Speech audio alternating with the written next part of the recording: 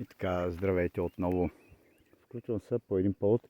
Ето имам разни нови попълнения, тук из градината се мотават. Включвам се, за да споделя с вас още едно интересно нещо, което пък гледам почти никой не иска да ви го казва. Нямам да представя защо е така. Може би го пазят тайна, може би пък не го знаят.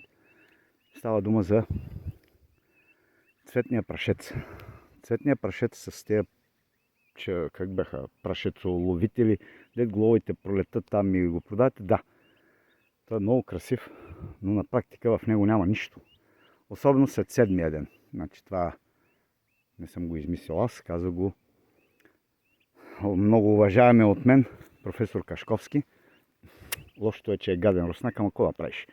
Трябва да се примирим с тази цялата история. За мен той е най-изключителният пчеловод. Той казва така: на седмия ден, както пчелната отрова между другото, на седмия ден губи свойствата си, т.е. остава едно нещо красиво, което в него няма нищо. На практика е чисто празно нещо. Вижте обаче тук какво си имаме, не уси, но тях не ги закачам. Тези уси, между другото, не са като тази германската оса, да ви кажа честно. Това са си някакви такива полски оси, които са си потребите. И казват, че са изключително полезни. Предполагам, че е така. Не съм запознат, но те нито жилят. Трябва нещо да ги настъпиш, че да те ожилят. Не са като тази немската оса или Yellow Jacket, дето и викат. На английски. Значи и английски знам. Добре. Какво ми беше мисълта да ви покажа?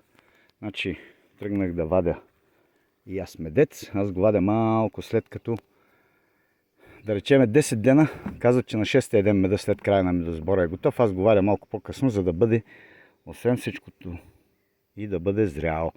Само че секунда да видим как ще го фана.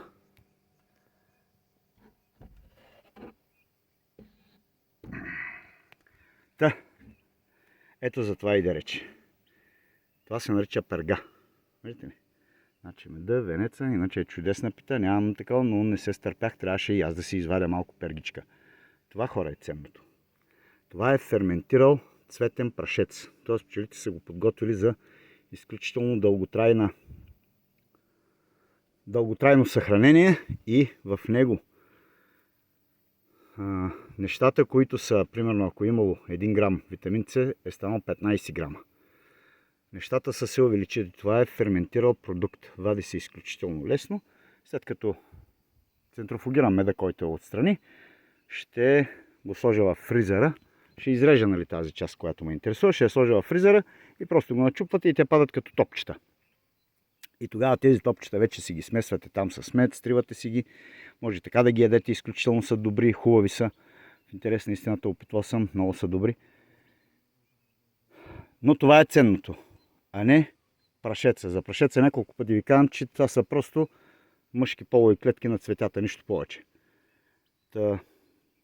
Ето това е ценното. Ако ви попадне, нали, такава пита, в този, който вадих от него, примерно, меда сега, имаше 3 такива пити. Едната прецених, че мога аз да я взема.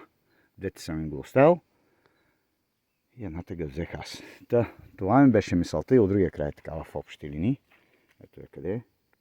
И от нея ще излезне добро количество идеален цветен прашец, който ще е пълен с витамини, минерали и там, каквото ви дойде на ума, цялата Менделеева таблица в общи линии ще бъде вътре. Толкова за сега. Надявам се да съм ви бил полезен и нека колегите, които ги знаят тези неща, не казвайте ги. Не е нужно да ги криете, няма къде ги занесете знанията, никой никъде не може да ги занесе. Такива неща. Благодаря на всички, които гледат и мога да ви пожелая успех и много готин медосбор тази година.